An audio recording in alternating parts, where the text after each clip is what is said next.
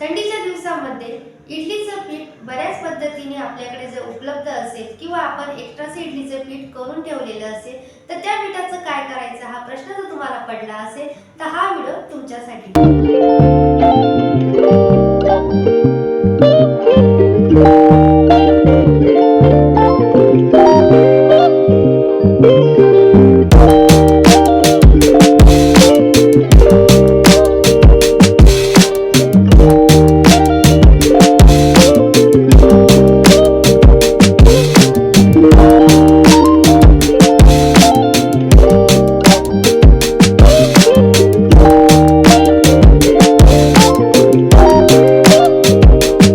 पौष्टिक इडलीच्या पिठाची भजी बनवण्यासाठी 1 वाटी तांदूळ, 1 वाटी मुगाची डाळ आणि 2 चमचे मी इथे उडदाची डाळ घेतलेली आहे।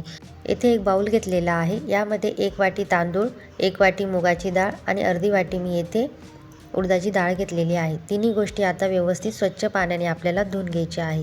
तर यामध्ये मी 1 ग्लास भरून पाणी ॲड करणार आहे आणि 2 ते 3 पाण्याने व्यवस्थित असं वॉश करणार आहे। तर आता 2 ते 3 पाण्याने हे व्यवस्थित असं वॉश झालेलं आहे। एक मोठा ग्लास भरून मी येथे पाणी घालणार आहे। तर 8 तासासाठी आपण हे डाळ तांदूळ व्यवस्थित असे भिजण्यासाठी ठेवूया। तर मी तुम्हाला 8 तासानंतर हे डाळ तांदूळ दाखवते। अतिशय सुंदर पद्धतीने हे भिजले गेलेले आहे। आता याच्यातलं आपल्याला पाणी काढून घ्यायचं आहे आणि मिक्सरला ग्राइंड करून घ्यायचं आहे। इथे आपण 1 वाटी पोहा घेतलेला आहे। आता यामध्ये पाणी ॲड करून पोहा व्यवस्थित असं 2 मिनिटांसाठी भिजू देऊया। तर मी इथे पोहा साईडला करून घेणार आहे। 2 ते 3 मिनिटं अशाच पद्धतीने भिजण्यास ठेवूया। तर इथे आपली फायनल अशी पूर्वतयारी येथे झालेली आहे। डाळ पण छान अशी भिजलेली आहे, पोहा पण भिजलेला आहे। एक मिक्सरचं भांडं घ्यायचं आहे, त्यामध्ये अर्धी वाटी आपण सुरुवातीला पोहा घालायचा आहे, त्यानंतर अर्धी डाळ घालायची आहे।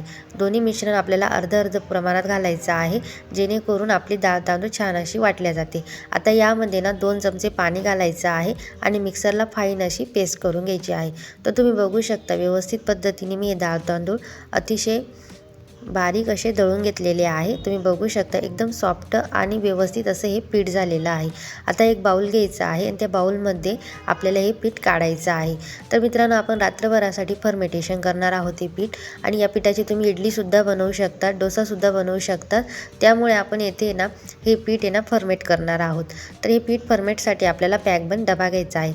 अशाच पद्धतीने आपण उर्वरित जे डाळ तांदूळ आहे ते मिक्सरला दळून घेणार आहोत।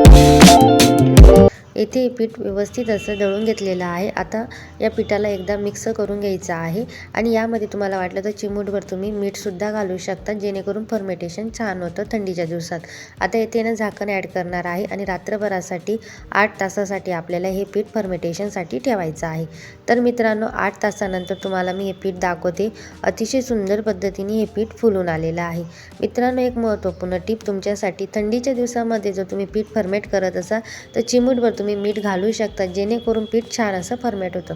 आता या पिठामधलं उर्वरित पीठ मी भजींसाठी वापरणार आहे, त्यामुळे मी येथे ना जेवढं लागणार आहे तेवढं पीठ मी साईडला करून घेणार आहे। भजीसाठी साहित्य बघूया। 1 वाटी पालक, 1 वाटी येथे पत्ताकोबी घेतलेला आहे, त्यानंतर बटाटा किसून घ्यायचा आहे, 2 ते 3 हिरव्या मिरच्या, 2 प्रकारचे कांदे घ्यायचे आहे। मित्रांनो, मी येथे 2 प्रकारचे कांदे का सांगितले आहे ते लक्षात घ्या। येथे आपल्याला जी मार्केटला आता हिरवीगार कांद्याची पात भेटते ती वापरायची आहे, तिचे कांदे पण, आणि त्यातल्या त्यात पानंसुद्धा वापरायचे आहे, जे पानं असतात ना कांद्याचे ते, आणि एक आपला रेग्युलर जो जुना कांदा असतो तो। अशा पद्धतीने इथे 2 प्रकारचे कांदे घ्यायचे आहे। आता पिठामध्ये 1 चमचा जिरा, 1 चमचा याच्यामध्ये अजवाईन हातावर क्रश करून घ्यायचं आहे। त्यानंतर यामध्ये अर्धा चमचा हळद घालायची आहे, चवीपुरतं मीठ घालायचं आहे। त्यानंतर अर्धा पिंच येथे मी हिंग घातलेली आहे, अर्धा चमचा खाण्याचा सोडा घालायचा आहे, अर्धा चमचा मी येथे साखर घातलेली आहे।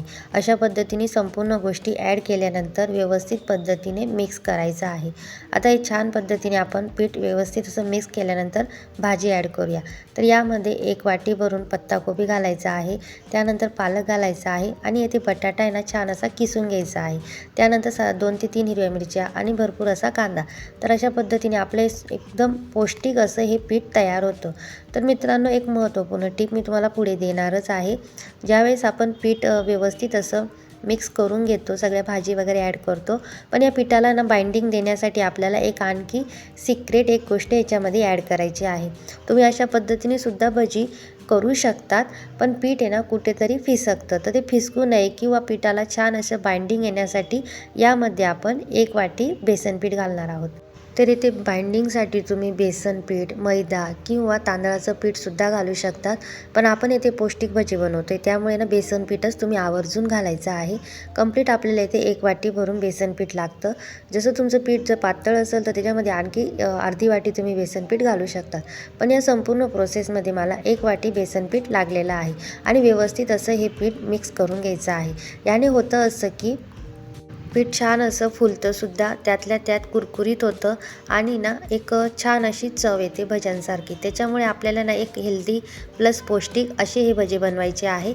त्यामुळे मी येथे बेसन पिठाचा वापर केलेला आहे. तुम्हाला वाटलं तर तुम्ही येथे तांदळाचं पीठसुद्धा वापरू शकतात. अशा पद्धतीने आपलं बॅटर येथे तयार झालेलं आहे. आता पुढच्या प्रोसेसकडे वळूया. एकीकडे तेल छान असं तापलेलं आहे. आता यामध्ये आपण मोठ्या मोठ्या साईडचे व्यवस्थित असे भजी सोडणार आहोत.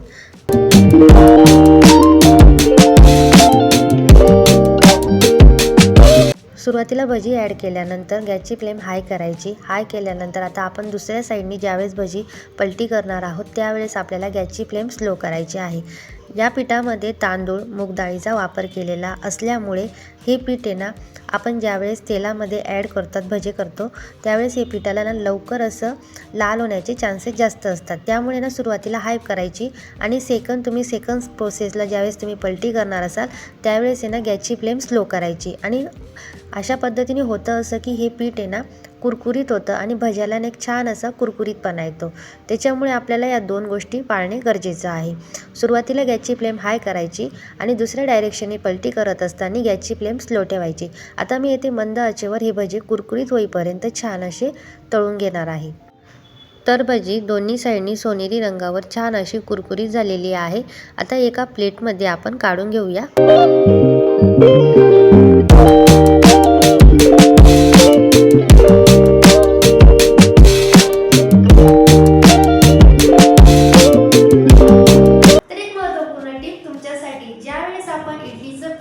फर्मेट करत असतो तर त्यामध्ये 1 चमचा भरून मीठ घालायचं. मीठ तुम्ही अर्धा चमचा किंवा किंचित घालू शकता.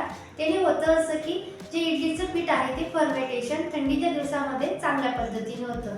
आणि इडलीच्या पिठामध्ये आपल्याला 1 वाटी भरून बेसन पीठ घालायचं आहे, जेणेकरून इडलीची जी भजी आहे ती चिपकत नाही आणि ती व्यवस्थित पद्धतीने फुगतात आणि एक बाइंडिंग सुद्धा बेसन पिठामुळे येतात. किंवा त्या जागेवर तुम्ही मैदा सुद्धा वापरू शकतात, तांदळाचं पीठ वापरू शकतात. आपल्याला इथे फक्त 1 वाटी पीठ घालायचं आहे बाइंडिंगसाठी. आणि पौष्टिकचा विचार जर केला तर यामध्ये बेसन पीठ घाला. अतिशय सोप्या पद्धतीने मी तुम्हाला काही टिप्स सांगितलेल्या आहेत. आता याच पद्धतीने मी सेकंड बॅच सुद्धा तयार करून घेणार आहे.